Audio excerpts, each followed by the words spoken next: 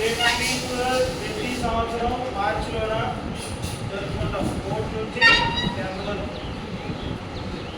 ఈ సేఫ్టీ అనేది ఓన్లీ ఏదైతే మనం ఈ సేఫ్టీ వీక్లోన మనం సేఫ్టీ గురించి తెలుసుకోవడం కానీ, సేఫ్టీ గురించి మాట్లాడుకోవడం కానీ, దాని గురించి మీటింగ్లు కండక్ట్ చేయడం కానీ ఇది జరిగితే ఓన్లీ ఆ వీక్ కోసమే పరిమితం కాకుండా throughout life and throughout work ప్లేస్లో మనం ఎప్పుడైతే పనిచేస్తుంటామో ఈ పనిచేసేటప్పుడు ఖచ్చితంగా సేఫ్టీ మెజర్స్ ఏవైతే మనకు ఉన్నాయో అది ఖచ్చితంగా ఫాలో అవుతూ ఉండాలి. ఏదో ఇప్పుడు ఈ వీక్ కోసం వచ్చామో ఈ వీక్లో మనం మీటింగ్ కండక్ట్ చేయాలి, ఈ వీక్లో మనం ఫైర్ గైడెన్స్ తెలుసుకోవాలి, లేదంటే సిపిఆర్ ఫస్ట్ ఎయిడ్ గురించి తెలుసుకోవాలి అనే దృక్పథం అయిపోకుండా మనం ఏదైతే మనం వర్క్ చేస్తాం వర్క్ ప్లేస్లో మనం ఎప్పటి వరకు అయితే మనం వర్క్ చేస్తూ ఉంటామో అప్పటి వరకు కూడా కంటిన్యూటీగా సేఫ్టీ అనేది మనం రూల్స్ పాటిస్తూనే ఉండాలి. దానివల్ల ఏంటంటే పనిలో ఉండేటప్పుడు వర్క్మెన్ తాలూకా ఎఫిషియన్సీ పెరుగుతుంది. అదేవిధంగా మీ తాలూకా ఫ్యామిలీ పట్ల ఏదైతే రెస్పాన్సిబిలిటీ అనేది ఉన్నదో అది కూడా ఫుల్ఫిల్ అవుతాయి. ఎందుకు ఇది చెప్తానంటే ఫ్యామిలీ తాలూకా రెస్పాన్సిబిలిటీ అంటే ఇప్పుడు ఒక మనిషికి వర్క్ చేసేటప్పుడు అన్కాన్షియస్ అయి పడిపోయినా, లేదంటే ఒక ఇల్లు తగిలో, కాలు తగిలో, చేతులు తగిలో పడిపోయినా ఏదైనా ఇంజురీ మనిషికి జరిగిన తర్వాత ఆ ఇంజురీ వల్ల అతను కొన్ని దినాలు పనిచేయకపోవడం కానీ, లేదంటే హాస్పిటలైజేషన్ అవ్వడం కానీ ఇలాంటివి రెగ్యులర్గా మనం చూస్తూ ఉంటాం, జరుగుతూ ఉంటాయి. దానివల్ల అతనికి ఏదైతే ఆ సిచ్యువేషన్ ఆ పీరియడ్ ఆఫ్ టైం ఉందో ఆ హెల్త్ ఇష్యూస్ మీద కొంతవరకు శాలరీ అనేది కూడా రాదు. అదేవిధంగా మీ తాలూకా కుటుంబం కూడా దాని మీద డిపెండ్ అయి ఉంటారు. కాబట్టి ఆ రెస్పాన్సిబిలిటీ ఏదైతే మీకు ఉన్నదో దాంట్లో కూడాను ఆ రెస్పాన్సిబిలిటీ మ్యాక్సిమైజ్ అవుతుంది, మినిమైజ్ అవుతుంది. అంటే రెస్పాన్సిబిలిటీ ఏదైతే ఉందో అది ఇంకా పెరుగుతుంది. ఒకటి మనకి జరిగే నష్టం ఏదైతే హెల్త్ ఇష్యూ వల్ల అంటే ఇప్పుడు సేఫ్టీ రూల్స్ పాటించకుండా ఏదైనా మీకు ఫ్రాక్చర్ జరగడం కానీ, పడిపోవడం కానీ, తల దెబ్బతలను ఇలాంటి హెల్త్ ఇష్యూ జరిగినప్పుడు యాక్సిడెంట్ ఇన్సిడెంట్ జరిగేటప్పుడు ఆ బేస్ మీద మీరు చేసే వర్కింగ్ డేస్ ఏవైతే ఉన్నాయో తక్కువ అవడం వల్ల మీ శాలరీ తక్కువ అవుతుంది. అదేవిధంగా మీ రెస్పాన్సిబిలిటీ ఏది ఉన్నదో ఆ నీడ్ఫుల్ చేయవలసిన పని అనేది మీకు సరిగ్గా రాకపోవడం మీకు రెస్పాన్సిబిలిటీ అనేది ఇంక్రీజ్ అవుతుంది, మినిమైజ్ అవుతాం. అందువల్ల ఏంటంటే ఇది మన కోసమే కాదు, మన ఫ్యామిలీ కోసం కూడాను సేఫ్టీ మెజర్స్ ఏవైతే ఉన్నాయో అవి ఖచ్చితంగా మనం ఫాలో అవ్వాలి. ప్రతి కంపెనీలో కూడా ఇది కన్స్ట్రక్షన్స్ కంపెనీ అనే కాదు, నార్మల్ కంపెనీ అయినా, ఫార్మా కంపెనీ అయినా, ఎనీ ప్లేస్. ఇప్పుడు ఫర్ ఎగ్జాంపుల్ మనం రోడ్డు మీదకి వెళ్ళేటప్పుడు మనం ఏం పెట్టుకుని వెళ్ళాలి, ఖచ్చితంగా హెల్మెట్ పెట్టుకోవాలి. హెల్మెట్ పెట్టుకోవడం అంటే చాలామంది హెల్మెట్ పెట్టుకోండి, స్ట్రిక్ట్ పెట్టుకోవాలి. ఫర్ ఎగ్జాంపుల్ మనమే స్కిడ్ అయి పెట్టుకున్నా కూడా తలకు దెబ్బ తగలదని ఏమైనా ఉందా? అలాగేం లేదు. మనం పడగానే ఏమవుతుంది, హెల్మెట్ జారి పడిపోతుంది.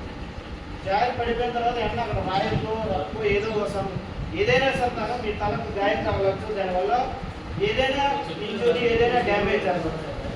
అంటే సేఫ్టీ అంటే హెల్మెట్ పెట్టుకోవడం ఒక్కటే సేఫ్టీ కాదు, హెల్మెట్ పెట్టుకున్న దాంతో పాటు చిన్ స్ట్రాప్ కూడా పెట్టుకోవాలి. అదేంటంటే మనం రెగ్యులర్గా ఉండేది ఇంట్లోనే మనం ఈ విధంగా మనం ఆలోచించి మనం ఏ రూల్స్ అనేవి ఉంటాయి. అలాగే మనం వర్క్ చేసే వర్క్ ప్లేస్లో కూడాను ఖచ్చితంగా సేఫ్టీ మెజర్స్ అనేవి పనిచేయాలి. ఇక్కడ చాలామంది సూపర్వైజర్లు ఉన్నారు, ఎంప్లాయీస్ ఉన్నారు. వీళ్ళందరూ కూడాను టైం టు టైం పని చేసేటప్పుడు ఎవరైనా కింది స్థాయి కానీ పై స్థాయి కానీ మనము అక్కడ సేఫ్టీ మెజర్ అయితే ఎవరైతే పాటించట్లేదో వాళ్ళకి నచ్చజెప్పి మరీ దాని తాలూకా నష్టం కానీ దాని తాలూకా పర్యవసానం కానీ ఏ విధంగా ఉంటుందని తెలియజెప్పి వాళ్ళ చేత సేఫ్టీ మెజర్స్ ఏవైతే ఉన్నాయో అవి ఖచ్చితంగా ఇచ్చుకోవాలి. చాలాసార్లు మేము ఇది ఫ్లోర్ ఉన్న ఆ ఫ్లోర్లోకి వెళ్ళి మేము చెక్ చేయలేము, కానీ ఖచ్చితంగా మీరు చూడండి షూ లేకుండా పనిచేయడం కానీ, హార్నెస్ లేకుండా పనిచేయడం కానీ, కటింగ్ చేసేటప్పుడు గూగుల్స్ లేకుండా పనిచేయడం కానీ ఖచ్చితంగా జరుగుతూనే ఉంటాయి. ఏంటంటే సార్ మా కాంట్రాక్ట్ ఇవ్వలేదు, లేదంటే కంపెనీ ఇష్యూ చేయలేదు అన్నప్పుడు ఏంటంటే పని ఒక అరగంట లేట్ అయినా సరే మళ్ళీ నెక్స్ట్ ఒక గంటలో పని మళ్ళీ స్టార్ట్ అవుతుంది. అదే ఒక మనిషి ప్రాణం పోతే మన తలకిందులుగా తపస్సు చేసినా కూడా మనిషి ప్రాణం అనేది తీసుకురాలి. ఇప్పుడు మనం చెప్పుకున్నదంతా దేనికోసం అంటే ఒక మనిషి ప్రాణం కోసం. ఇంతమంది వందలాది మందిలోనే మనం ఈ చెప్పిన విషయాలన్నీ కూడా గుర్తుపెట్టుకొని కనీసం ఒక ప్రాణమైనా కాపాడదా. అది మెయిన్ బేసిక్ ఏంటంటే ప్రాణానికి కాపాడాలి. ప్రాణానికి విలువ ఇక దేనికి కూడా లేదు. మనిషి బ్రతికుంటేనే ఈరోజు ఇక్కడ పని చేయొచ్చు, రేపు వేరే దగ్గర పని చేయొచ్చు, లేదంటే ఇంకో దగ్గర పని చేస్తారు, ఇంకో కంపెనీ దగ్గర పని చేస్తారు. కానీ ఇక్కడ సేఫ్టీ రూల్స్ పాటించకుండా పని చేయనప్పుడు ఎక్కడికి వెళ్ళినా అదే విధంగా చేస్తారు. అందువల్ల ఎక్కడైనా సరే ఏ కంపెనీలో అయినా ఫస్ట్ మనం సేఫ్టీ మెజర్స్ ఏదైతే సేఫ్టీ వాళ్ళు చెప్తారో దాని ప్రకారము సేఫ్టీ షూ ఉండాలి, హైట్స్కి వెళ్ళేటప్పుడు హార్నెస్ వేసుకోవాలి, కటింగ్ వెల్డింగ్లు కట్ చేసేటప్పుడు బబుల్స్ పెట్టుకోవాలి, ఐరన్ కాలంలో లేదంటే ఇక్కడ ఏదైనా సిమెంట్ పనులు చేసేటప్పుడు కెమికల్ పనులు చేసేటప్పుడు హ్యాండ్ గ్లౌజ్లు అనేవి వేసుకోవాలి.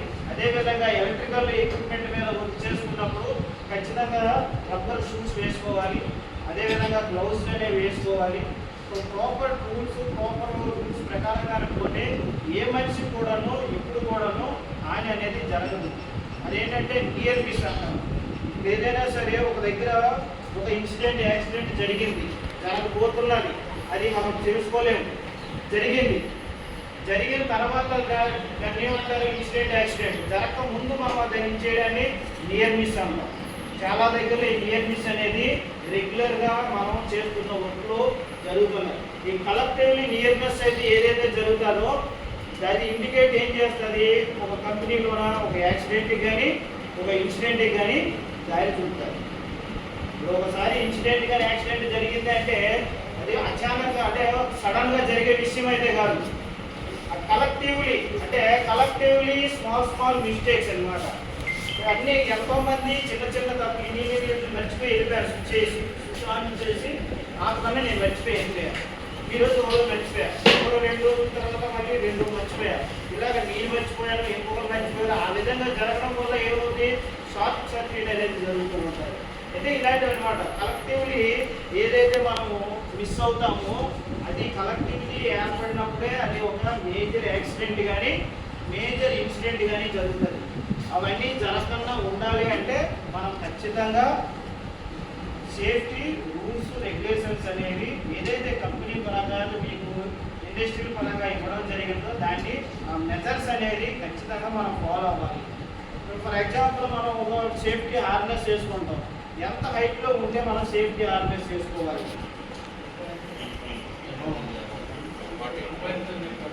1.8 మీటర్.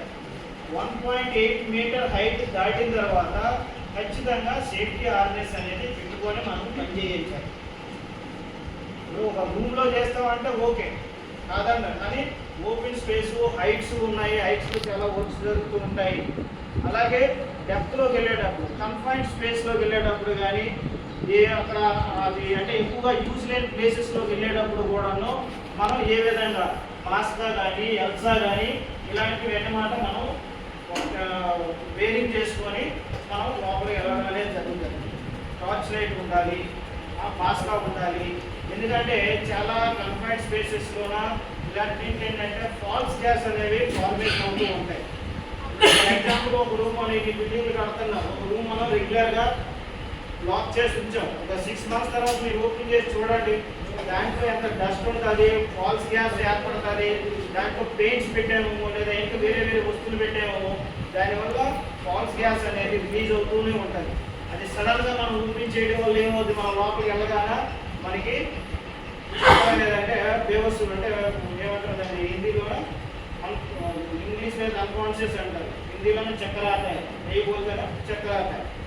సో ఇది ఏమంటే మనం ఆ టైం ఏంటంటే ముందుగానే మనం ఎప్పటి నుంచో క్లోజ్ ఉన్న ప్లేస్ మనకు తెలుసు, దాంట్లో మనం పని చేయాలంటే దాన్ని ఓపెన్ చేసి ఒక 1/2 hour కానీ 1 hour కానీ దాన్ని ఫుల్లీగా వెంటిలేషన్ అనేది చేయాలి. ఇలాంటివన్నీ కూడాను రెగ్యులర్గా మనము ఇండస్ట్రీలో మనం పనిచేస్తున్నప్పుడు మనకి తెలుసు, కానీ చిన్న నెగ్లిజెన్సీ మీద మన వర్క్ బిజీలోనో లేదంటే మనకి టైం లేకపోవడం మీద మనం గొప్పగా ఆ విధంగా మనం తొందరపడి అక్కడ పనిచేయడానికి వెళ్ళడం, ఆ టైంలో అన్కాన్షియస్ అయిపోవడము, అదే హార్నెస్ పెట్టుకోకపోవడం, ఎలక్ట్రికల్ దీంట్లో రబ్బర్ గ్లౌజులు కానీ రబ్బర్ చెప్పులు కానీ వేసుకోకుండా పనిచేయడం కానీ ప్రాపర్ టూల్స్ ఉపయోగించుకోకుండా పనిచేయడం ఇలా జరిగేటప్పుడు ఏమవుతుంది? అల్టిమేట్గా ఎవరైతే వర్క్ చేస్తున్నారో ఆ పక్కన వర్క్ కానీ అతనికి కానీ ఆ చుట్టుపక్కల ఉన్న ప్రాంతాలకు కానీ ఒక ఇన్సిడెంట్ రూపంగా కానీ ఒక యాక్సిడెంట్ రూపంగా కానీ సమ్ డ్యామేజ్ అనేది జరుగుతుంది. ఒకసారి డ్యామేజ్ జరిగిన తర్వాత దాన్ని మనం వెనక్కి తీసుకోలేము. జరగక ముందు తీసుకునేదే నియర్ మిస్, జరిగిన తర్వాత ఏమంటాం ఇన్సిడెంట్ అండ్ యాక్సిడెంట్. జరగక ముందే మనము దాన్ని ఏం చేయాలి, మన తాలూకా భద్రతా నియమాలు ఏవైతే ఉన్నాయో దాన్ని ఖచ్చితంగా పాటించాలి వర్క్ చేసేటప్పుడు, వర్క్ ప్లేస్. అలాగే ఇప్పుడు మన టాపిక్ ఏంటంటే ఎక్కువగా మనకి ఎక్కడైనా కంపెనీ కానీ లేదా ఫ్యాక్టరీ కానీ ఇండస్ట్రీ కానీ కన్స్ట్రక్షన్ ఫీల్డ్ కానీ ఎక్కడైనా సరే ఇలాంటి ఇన్సిడెంట్ యాక్సిడెంట్ జరిగేటప్పుడు లేదా హైట్స్ మీద నుంచి కింద పడిపోయినా ఇలాంటి జరిగేటప్పుడు ఎక్కువగా ఏంటంటే అన్కాన్షియస్ జరగడం అనేది జరుగుతుంది. అలాంటి అన్కాన్షియస్ జరిగేటప్పుడు అప్పుడు మనం మెయిన్గా తెలుసుకోవాల్సింది ఆ మనిషి బ్రతికున్నాడా లేదా అనేది ముందుగా మనం తెలుసుకోవాల్సిన ప్రథమ కర్తవ్యం. ఎందుకంటే అతను బ్రతికి ఉన్నాడా లేదా అంటే పల్స్ అనేది పనిచేస్తుందా లేదా. అన్కాన్షియస్ అంటే equal to the dead man, unconscious అంటే ఈక్వల్ టు డెడ్ మ్యాన్. కానీ అతని తాలూకా కార్డియో అనేది రన్నింగ్లో ఉందా లేదా, పల్స్ అనేది రన్నింగ్లో ఉందా లేదా, బ్రీతింగ్ అనేది రన్నింగ్లో ఉందా లేదా. ఈ మూడింట్లో కూడా ఏదిగా రన్నింగ్లో లేకపోతే ఇమ్మీడియట్గా మనము ఒక సిపిఆర్ అనే ప్రక్రియ అనేది మనం ఇవ్వడం వల్ల అతన్ని మళ్ళీ పునర్జీవుణ్ణి చేయగలం, మళ్ళీ అతన్ని బ్రతికించగలం. అది ఎవరి చేతుల్లో ఉంది, దగ్గరగా మనం ఉండే వాళ్ళ చేతుల్లోనే. ఎవరైతే మనం వర్క్ ప్లేస్లో ఉంటామో దాని గురించి అవగాహన ఉంటే అది చేయడం వల్ల, సిపిఆర్ అనే ప్రక్రియ చేయడం వల్ల అతను అన్కాన్షియస్ నుండి మరణంకి వెళ్ళే స్టేజ్లోనే మనం ఈ ప్రక్రియ ఇవ్వడం జరిగితే మళ్ళీ అతను జీవించే అవకాశం అనేది ఉన్నది. ఇప్పుడు ఇంతమంది మనం పనిచేస్తున్నాము, అందరము పొట్ట కోసమే పనిచేస్తున్నాం. అసలు ప్రాణమే లేకపోతే పొట్ట కోసం నువ్వేం పని చేస్తావు, అసలు ప్రాణమే లేదంటే నువ్వు వేరే దగ్గర ఎక్కడ పని చేస్తావు. అందువల్ల ప్రాణం కన్నా విలువ ఏది కాదు, అర్థమవుతుందా. అందువల్ల ఎక్కడ పనిచేసినా కూడాను మనం సేఫ్టీ మెజర్స్, సేఫ్టీ నియమాలు అనేది ఖచ్చితంగా పాటించాలి. అయితే ఎక్కువగా కన్స్ట్రక్షన్స్ కానీ ఏదైనా వాటర్ ఏ కంపెనీ అయినా సరే, కంపెనీలో ఎక్కువగా వర్క్ మ్యాన్స్కి ఏంటంటే ఎంప్లాయీస్ కానీ వర్క్ మ్యాన్స్ కానీ లేబర్స్ కానీ అందరికీ తెలియని విషయం ఏంటంటే సిపిఆర్. ఎవరైనా సరే ఎటువంటి ప్రమాదంలోనైనా పడిపోయినా, అతను ఏమైనా డ్యామేజ్ జరిగినా అతని తాలూకా పల్స్ కానీ బ్రీతింగ్ కానీ కార్డియో కానీ రన్ అవ్వని పరిస్థితిలో ఉండేటప్పుడు దాన్ని రీస్టోరేషన్ చేయాలి. రీస్టోరేషన్ చేయడానికే మనం ఏమంటాము సిపిఆర్ ప్రక్రియ అని చెప్తాం. సిపిఆర్ అంటే ఏంటి, ఎవరైనా చెప్పగలరా? సిపిఆర్ అంటే ఏంటి? కార్డియో పల్మనరీ రెసిస్టేషన్ అంటే కార్డియో పల్మనరీ లివర్ ఈ రెండింటిని కూడాను మనం మళ్ళీ రీస్టోర్ చేయాలి. అంటే ఈ ప్రక్రియ చేసే ముందు అసలు ఆ ప్రక్రియ మనకి అవసరమా లేదా అనేది ముందు మనకు తెలియాలి. ఇప్పుడు మనమేమి డాక్టర్లం కాదు, అవునా కదా. మనం ఒక ఇంజనీర్ అవ్వచ్చు, ఒక ఎలక్ట్రికల్ అవ్వచ్చు, ఒకరు వచ్చి ఒక సూపర్వైజర్ అవ్వచ్చు, ఒకరేమో లేబర్ వర్క్ చేసుకోవచ్చు. ఎవరు వాళ్ళ స్టడీ బట్టి, వాళ్ళ ఉద్యోగం రీచ్ బట్టి అందరూ వేరే వేరే డిగ్నిషన్తో ఉంటారు. కానీ ఈ ప్రక్రియ అంటే ఏంటంటే పల్స్ పనిచేస్తుందా లేదా, మీ కార్డియో పనిచేస్తుందా లేదా, బ్రీతింగ్ పనిచేస్తుందా లేదా, ఇవన్నీ తెలుసుకోవడానికి ఒక స్పెషలైజేషన్ ఏంటంటే డాక్టర్స్ అనేవి ఉంటారు. అది మనం ఖచ్చితంగా ఈ విధంగా అయితే వాళ్ళకి ఐడియాస్ ఉంటుంది, ఏంటి ప్రాబ్లము, ఎలా ఉంది ఏంటనేది. మనకి అంత ఐడియా ఉండదు కాబట్టి ఈ బేసిక్లో అంటే ఒక మనిషిగా మనం తెలుసుకోవాల్సిన బేసికే ఏ సిపిఆర్, దానికి సంబంధించే ఏబిసి పద్ధతి. ఏమంటారు? ఏబిసి పద్ధతి. ఏబిసి పద్ధతి అంటే ఏంటంటే ఏ అంటే ఎయిర్వే. ఎయిర్వే అంటే ఏంటి? ఎయిర్ ఏ విధంగా పోతుంది, అది బ్లాక్ అయిందా లేదా, అర్థమవుతుందా. ఈ థ్రోట్ అనేది ఎప్పుడు కూడా ఎవరైనా సరే అన్కాన్షియస్ అయిపోయినా, ఏదైనా ప్రమాదం పడిపోయినా అతని ముందు ప్యారలల్గా గ్రౌండ్కి ప్యారలల్గా పడుకుని పెట్టి అతని తాలూకా చిన్న అప్ చేసి ఈ ఎయిర్వే అనేది ఏదైతే ఉందో దాన్ని క్లియర్ చేయాలి. ఇలాంటి అన్కాన్షియస్ విషయంలో ఏమవుతుంది, లోపల అంటే నాలుక మడతపడి అడ్డంగా ముందుకు అడ్డంగా పడి బ్రీతింగ్ అవ్వకుండా చేస్తుంది అనమాట. అంటే అది బ్లాకేజ్గా పనిచేస్తుంది, బ్లాక్ అవుతుంది. అందుకేంటంటే చిన్న అనేది మీద పెట్టి ఈ ఏదైతే మనకి థ్రోట్ అయితే ఉందో ఈ థ్రోట్ అనమాట క్లియర్గా ఉంచాలి. వేరు తాలూకా ఏదైతే వే ఉందో వేరు ఎక్కడి నుంచి వెళ్తుందమ్మా, ఇంట్లో నుంచి వెళ్తుంది. కానీ మెయిన్ వెళ్ళేది ఇది ఈ ప్లేస్. ఈ నాలిక అనేది అన్కాన్షియస్ అయిందంటే ఏమవుతుంది, నాలిక మడత పడి లోపల ఉండి ఇక్కడ బ్లాకేజ్ ఏర్పడుతుంది. ఆ బ్లాకేజ్ అనేది ముందు మనం క్లియర్ చేయాలి. అర్థమవుతుందా? తర్వాత బి అంటే బ్రీతింగ్. బ్రీతింగ్ అవుతుందా లేదా, బ్రీతింగ్ అవుతుందా లేదా అంటే మనం ఇక్కడ చూస్తాం. మనం అప్పుడు శ్వాస పీల్చుకునేటప్పుడు ముక్కులో నుంచి గాలి పీల్చుకుంటాం, మళ్ళీ శ్వాస విడిచిపెడతాం. అప్పుడు ఆ సందర్భంలో దాంట్లో నుంచి గాలి అనేది మీకు వచ్చేటట్టుగా మీకు అర్థం కాదు. అదేవిధంగా పల్స్ చెక్ చేస్తాం. ఇక్కడ అందరూ చూసుకోండి, ఇక్కడ మనం పల్స్ డాక్టర్లు పట్టుకొని చూస్తారు. అతను చూస్తాడు, టైం చూస్తాడు, అతనికి అర్థం అవుతుంది. మనం ఏంటి ఎక్స్పర్ట్లో కాదు, మెడికల్గా. ఇక్కడ చూసినా కూడాను పల్స్ పనిచేస్తుందా లేదా కూడా ఎవరికీ తెలియదు. ఆ సందర్భంలో మనం ఏంటి ప్యానిక్ సిచ్యువేషన్లో ఉంటాం, అవునా కాదు? ఎవరైనా పడిపోయినా ఏదైనా జరిగినా కూడాను ప్యానిక్ సిచ్యువేషన్లో ఉంటాము. అలాంటప్పుడు మనము ఈ పల్స్ అనేది పట్టుకొని చూడడం కూడాను మనకి ఆ టైం బట్టి కూడాను మనకు అర్థం కాదు. అప్పుడు ఏం చేయాలి, తర్వాత సి అంటే కార్డియో. కార్డియో అంటే మన గుండె కొట్టుకుంటుందా లేదా, అది కూడాను ఒకసారి అప్ డౌన్ అవ్వచ్చు, అప్ డౌన్ అవ్వకపోవచ్చు. అలాంటి సిచ్యువేషన్లోన ఈ ఏబీసీ అనేది ఒకసారి మనం చెక్ చేసుకొని ఈ 2 వేలు ఏదైతే ఉన్నారో మీ తాలూకా ఈ మెడభాగం దగ్గర ఇక్కడ పెట్టుకొని చూడండి. అందరూ ఒకసారి చూస్తే మీకు అప్ అండ్ డౌన్ అనేది క్లియర్గా కనబడుతుంది. ఈ 2 వేలు పట్టుకొని కొంచెం నొక్కి పెట్టండి. నొక్కి పెడితే మీకు అక్కడ ఉండే నరం అనేది ఉంటుంది, నర్వస్ సిస్టమ్ అనేది దాంట్లో బ్లడ్ అంటే మీ శ్వాస పీల్చుకోలేకపోయినా, మనసు మీకు అర్థం కాకపోయినా, మీ కార్డియో కొట్టుకుంటుందా లేదా అనేది మీకు తెలియకపోయినా బ్లడ్ అనేది సర్క్యులేషన్ అవుతుంది అంటే ఖచ్చితంగా ఇక్కడ ఉండే నర్వస్ సిస్టమ్ అనేది అప్ అండ్ డౌన్ అవుతూనే ఉంటుంది. ఈ 2 వేలు పట్టుకొని మీరు ఇక్కడ చూడడం వల్ల ఏం జరుగుతుంది, అతను ఇంకా బ్రతికే ఉన్నాడు. అర్థమవుతుందా? ఇంకా అతను బ్రతికే ఉన్నాడు, లోపల బ్లడ్ సర్క్యులేషన్ జరుగుతుంది. కానీ కార్డియో అంతగా మనకి కొట్టుకోవడం అనేది చూపించట్లేదు.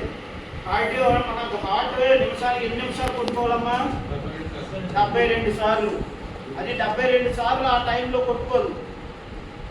మనిషి కాన్షియస్ అన్కాన్షియస్ అయినప్పుడు కానీ ఎక్కడి నుంచి పడిపోయినా కూడాను ఆ ప్యానిక్ సిచ్యువేషన్లోన అన్నిసార్లు గుండె కొట్టుకోదు. 20 టైమ్స్ కానీ 15 టైమ్స్ కానీ 30 టైమ్స్ కానీ ఇలా 30 లోపలే కొట్టుకోవడం జరుగుతుంది. ఆ కొట్టుకునేది అనేది మనం చెక్ చేసినప్పుడు మనకు అర్థం కాదు. మనకు ఎప్పుడు అర్థం అవుతుంది, ఈ బ్లడ్ ఈ హార్ట్ అనేది మీకు కమ్ రేషియో అంటే తక్కువ రేషియోలో కొట్టుకోవడం వల్ల బ్లడ్ సర్క్యులేషన్ జరుగుతుంది. బ్రీతింగ్ తీసుకోలేకపోవచ్చు, పల్స్ పనిచేయకపోవచ్చు. కానీ మీ నర్సులో అంటే మీ నర్వస్ సిస్టంలో బ్లడ్ అనేది ఫ్లో అనేది మాత్రం స్లోగా జరుగుతూనే ఉంటుంది. ఆ జరిగేటప్పుడు మీకు 2 వేసుకొని ఇక్కడ గుర్తుపెట్టి చూడడం వల్ల మీ nervous system up and down అవుతుంది అంటే అతను బతికే ఉన్నాడు అనేది ఒక కన్ఫర్మేషన్కి వస్తుంది అన్నమాట. అప్పుడు మనం చేయవలసిన నెక్స్ట్ ప్రక్రియ ఏంటి, సిపిఆర్ అంటే ఏంటి, కార్డియో పల్మనరీ రెసిస్టేషన్. అంటే మన తాలూకా గుండె అంటే గుండెని లివర్ని రెండింటిని కూడాను మనము రీస్టోర్ చేయాలి. అప్పుడు వరకు అది 20 టైమ్స్ 50 టైమ్స్ 30 టైమ్స్ కొట్టుకుంటుంది అనుకోండి, దానికి మనం 72 టైమ్స్ కొట్టుకోవడానికి మనం దానికి హెల్ప్ చేయాలన్నమాట. ఆ హెల్ప్ చేసే ప్రక్రియ ఇప్పుడు ఎలాగా చేయాలి అనేది మనం చెప్తాం అనమాట. ఇప్పుడు ఫర్ ఎగ్జాంపుల్ ఏదైనా ఒక హ్యూమన్ బీయింగ్ ఎవరో పడిపోయి ఉన్నాడు, సంథింగ్ ఎవరో ఇలా పడిపోయి ఉన్నాడు. పడిపోయి ఉంటే అతనికి మనం అన్ని కూడా చెక్ చేస్తాం. అతనికి ముందు ఫస్ట్ ఏం చేయాలి, మనం అతన్ని గ్రౌండింగ్ ప్యారలల్గా మనం పడుకుని పెట్టి అతను ఏదైతే దుస్తులు క్లోత్స్ అనేవి వేసుకున్నాడో ఆ క్లోత్స్ అన్నీ కూడాను అన్ని బటన్స్ అన్నీ కూడా తీసి అతనికి కొంచెం ఫ్రెష్ ఎయిర్ తగిలే ప్లేస్ తీసుకెళ్ళి ఈ విధంగా పడుకుని పెట్టాలి. పడుకుని పెట్టిన తర్వాత మనం బ్రీతింగ్ చెక్ చేస్తాం. పల్స్ అనేది మనకు తెలియదు, చెస్ట్ రన్నింగ్లో ఉందా లేదా అనేది కూడా మనకు అర్థం కాదు. కానీ ఈ నస్ అనేది ఇక్కడ మనం ఈ నర్వస్ సిస్టమ్ పట్టుకోవడం వల్ల ఇక్కడ అతనికి ఇంకా ప్రాణం ఉంది. ఇతనికి సరైన టైం ఇదే మనం సిపిఆర్ ఇవ్వడానికి. ఆ టైంలో కానీ మనం సరైన టైంలో సిపిఆర్ కానీ అందిస్తే ఆ గుండె అనేది మళ్ళీ కూడా రీస్టోరేషన్ అవుతుంది, అతను మళ్ళీ బతికే ఛాన్స్ అనేది ఉంటుంది. ఇది ఏ విధంగా అని అంటే 2 నిమిషాల పాటు 5 సెట్స్ అంటారు. 5 sets 2 minutes. ఈచ్ స్టెప్ ఏంటంటే ఒక స్టెప్లో 30:2 అంటే నిష్పత్తి రేసు అంటే రేషియో చెప్తున్నా. 30 సార్లు అతని తాలూకా గుండెని మనం నొక్కాలి, 2 సార్లు అతనికి బ్రీతింగ్ అనేది ఆర్టిఫిషియల్గా మనం అందించాలి. అతను ఎలాగో తీసుకోలేడు కదా, మనం గట్టిగా ఆక్సిజన్ అనేది అతనికి అందించాలి. ఇప్పుడు ఏంటంటే present last 4 years back pandemic situation అందరికీ తెలుసు, అంటే కరోనా సిచ్యువేషన్ తర్వాత గవర్నమెంట్ ఏం చెప్పింది అంటే ఈ హెల్త్ మినిస్ట్రీ ఏదైతే ఉందో దాని ప్రకారం దానికి కూడా రూల్స్ రెగ్యులేషన్ ఎప్పుడు కూడా యాడ్ జరుగుతూ ఉంటాయి. ఈ పాండమిక్ సిచ్యువేషన్ వచ్చినప్పటి నుంచి, కరోనా వచ్చినప్పటి నుంచి ఒకరి ద్వారా ఒకరికి శోకం అనేది జరగడం, అలాగే ఈ సిచ్యువేషన్ నుంచి ఏం జరిగిందంటే మౌత్ టు మౌత్ అనేది ఇంతకుముందు రెస్పిరేషన్ అనేది ఉండేది. ఒకవేళ మనం సిపిఆర్ మనం ఇచ్చేటప్పుడు గట్టిగా మనం బ్రీతింగ్ ఇవ్వాలంటే అతని నోట్లో నోరు అతను ఓపెన్ చేసి మనం నోట్లో గట్టిగా గాలి పీల్చేవాళ్ళం. ఇప్పుడు అది చేయడానికి కూడా గవర్నమెంట్ అనేది నిరాకరించింది. దానివల్ల ఏంటంటే మనకి యాక్చువల్గా బ్రీతింగ్ పాకెట్ మాస్క్ అని ఉంటాయి. బ్రీతింగ్ పాకెట్ మాస్క్ అని ఆ మాస్క్ ఇక్కడ పెట్టడం, దాని కిందన ఒక బెలూన్ లాగా ఉంటుంది అనమాట. ఆ బెలూన్ని మనం ప్రెస్ చేస్తే నేచురల్గా బయట నుంచి ఎయిర్ అనేది ఫోర్స్ఫుల్లీ లోపలికి వెళ్ళడం జరుగుతుంది. ఇప్పుడే అందరూ అంటారు సిపిఆర్ అంటే నోట్లో నూనె పెట్టాలనేసి. చాలా సినిమాల్లో కూడా చూపిస్తుంటారు కదా, హీరోయిన్ సముద్రంలో పడిపోవడం, పొయ్యిలో పడిపోవడం, హీరోయిన్ కాపాడడం, లిప్ తీసుకోవడం, ఇవన్నీ జరుగుతూ ఉంటాయి లేదా? మీరు అలాంటి సిచ్యువేషన్లు ఏమి ఉండవు. అలాంటి సిచ్యువేషన్ అంటే సినిమాలో బాగుంటాయి. ఇక నిజ జీవితంలో ఏంటంటే రియల్గా అక్కడ ప్రాణాలు కాపాడవలసిన పరిస్థితి వస్తే కనుక ఖచ్చితంగా నోట్లో నోరు పెట్టుకొని ఫోర్స్ఫుల్గా మనం బ్రీతింగ్ అనేది అందించాలి. అంత మాత్రం నోట్లో నోరు పెట్టినంత మాత్రం ఏం జరిగిపోదు. కాకపోతే కరోనా అనే వైరస్ ఉండడం వల్ల అది అప్పుడు ఆ సిచ్యువేషన్లో హెల్త్ మినిస్ట్రీ అనేది ఈ కాషన్ అనేది పెట్టింది. అప్పటి నుంచి పాకెట్ బ్రీతింగ్ మాస్క్లు అనేవి ఎక్కువగా అమల్లోకి రావడం జరిగింది. అదేవిధంగా ఏఈడి అంటారు, ఏఈడి మిషన్స్, అది కూడా పోర్టబుల్ మిషనే. దానివల్ల కూడా మనము ఆర్టిఫిషియల్గా ఆక్సిజన్ అనేది మనము మనిషికి మనం అందించగలం. అయితే ఇప్పుడు సిచ్యువేషన్ ఏంటంటే సిపిఆర్ ఏ విధంగా చేయాలి? సిపిఆర్ చేసేటప్పుడు ఏం చేయాలి అంటే ఫస్ట్ ఆఫ్ ఆల్ ఇతని తాలూకా చెస్ట్ ఏదైతే ఉందో ఈ చెస్ట్కి 4 అంగుళాలు, 4 వేలు ఉన్నాయి కదా, 4 అంగుళాల దూరంలో ఏదైతే మనకి 4 అంగుళాల దూరం ఉంటుందో ఈ దూరంలోన ఇక్కడ రిప్స్ ఉంటాయి. ఇది చూడండి, అందరికి ప్రతి ఒక్కరికి రిప్స్ అనేవి ఉంటాయి. ఆ రిప్స్కి 4 అంగుళాల దూరంలోన హ్యాండ్, ఇది ఓన్లీ ఈ తాలూకా పోర్షన్ ఏదైతే ఉందో హ్యాండ్కి ఈ తాలూకా పోర్షన్ మనం స్ట్రైట్గా పట్టుకోవాలి. రెండో హ్యాండ్ కూడా దీనికి లాక్ చేసి పట్టుకోవాలి. ఈ విధంగా అర్థమవుతుందా? ఈ విధంగా లాక్ చేసుకొని ఒకటి హ్యాండ్ ఎలా ఉంటుంది, ఈ పోర్షన్ మాత్రమే దిగుబడి మాత్రమే మనము ప్రెషర్ అనేది అప్లై చేయాలి. రెండో హ్యాండ్ అనమాట దానికి సపోర్టివ్గా ఈ విధంగా లాక్ పొజిషన్లో ఉండాలి. ఇప్పుడు మీకు ఈ పాము తాలూకా ఈ హ్యాండ్ తాలూకా ఈ ప్లేస్ ఏదైతే ఉందో అది కరెక్ట్గా ఆ ట్రిప్ ఏదైతే మనం 4 inches అన్నామో ఇక్కడ నుంచి 4 inches అక్కడ 2 inches అనమాట లోపల వరకు మనం నొక్కాలి. ఏదైతే మీకు 30:2 అని చెప్పామో 2 అనేది 2 బ్రీతింగ్స్ ఇవ్వడం. నేచురల్గా మనం బ్రీతింగ్స్ అని ఫోర్స్ఫుల్గా మనం ఇవ్వడం. 30 ఏదైతే చెప్పామో 30 కంప్రెషన్స్. దీన్ని ఏమంటారు? కంప్రెషన్స్ అనమాట. ఈ విధంగా మనం పట్టుకొని ఇది మీ తాలూకా ఈ ఏదైతే ఎల్బో ఉన్నదో ఈ ఎల్బోలు అనేవి మాత్రం బెండ్ అవ్వదు. అర్థమవుతుందా? మీరు ఎల్బో బెండ్ చేస్తే ప్రాపర్గా కంప్రెషన్ అనేది జరగదు. ఇప్పుడు ప్రాపర్గా కంప్రెషన్ జరగాలంటే ఈ విధంగా పట్టుకొని దీనికి కరెక్ట్గా మీ చెస్ట్కి రిబ్బులో 2 inches లోపల వరకు కూడా కంప్రెషన్ అనేది మీరు చేయాలన్నమాట. ఇక ఏ విధంగా ఎంతవరకు 30 times కౌంట్ చేయాలి. 1 2 3 4 5 6 7 8 9 10 11 12 13 14 15 16 17 18 19 20 21 22 23 24 25 26 27 28 29 30 కంప్రెషన్ అయిపోయిన తర్వాత ఇమ్మీడియట్గా 2 బ్రీతింగ్ అనమాట ఫోర్స్ఫుల్గా అతనికి ఇవ్వడం అనేది జరగాలి. మీ దగ్గర పాకెట్ బ్రీతింగ్ మాస్క్ లేకపోతే మౌత్ టు మౌత్ రెస్పిరేషన్ అనేది ఖచ్చితంగా ఇవ్వాలి. ఎందుకంటే మీరు అది ఇవ్వడం వల్ల అతను బతికే ఛాన్స్ 100కి 200% ఉంటుంది. మరి అదేవిధంగా మాస్క్ ఉన్నది మీ దగ్గర, పాకెట్ మాస్క్ ఉన్నదంటే ఒక మనిషి కంప్రెషన్ కొడతాడు, ఇంకో మనిషి ఆ పాకెట్ మాస్క్ మూకి పెట్టి కంప్రెషన్ అనమాట 2 టైమ్స్ చేయాలి. అర్థమవుతుందా? అదేవిధంగా ఇదంతా కలిపి ఒక సెట్ అనమాట. ఇలాగా 2 మినిట్స్లో 5 సెట్స్ అనేవి చేయాలి. 2 మినిట్స్లో 5 సెట్స్ అనేది చేస్తే ఖచ్చితంగా మనిషి బ్రతికే అవకాశం అనేది ఉన్నది. ఒకవేళ ఆ సిచ్యువేషన్లో కానీ ఇంకా అతనికి కాన్షియస్నెస్ రాలేదు అంటే అది కంటిన్యూషన్ చేయాలి. ఎప్పుడు వరకు?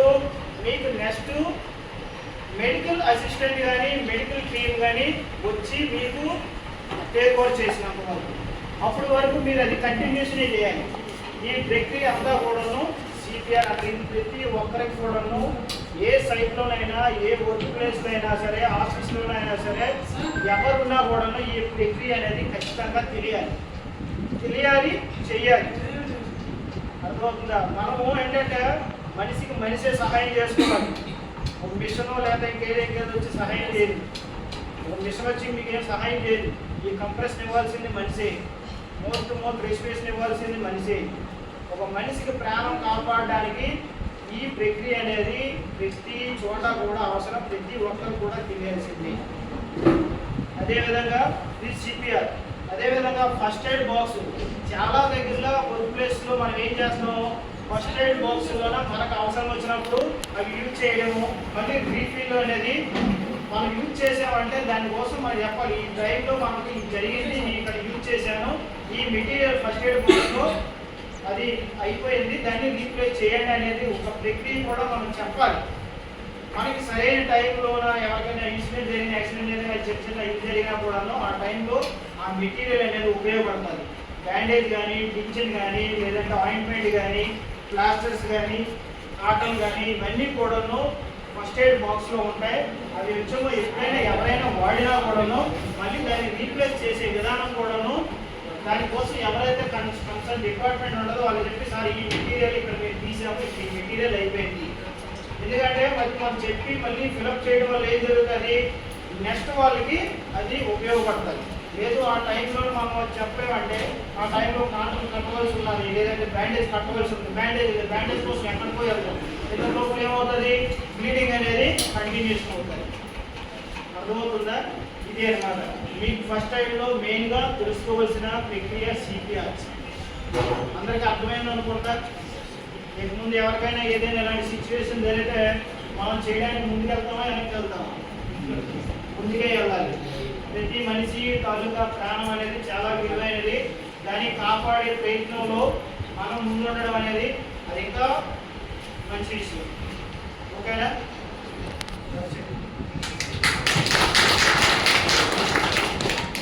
ఓకే, నెక్స్ట్ టాపిక్ ఏంటంటే ఫైర్ ఫైటింగ్. ఫస్ట్ ఎయిడ్ ఎలా ఇంపార్టెంట్ మన తాలూకా అది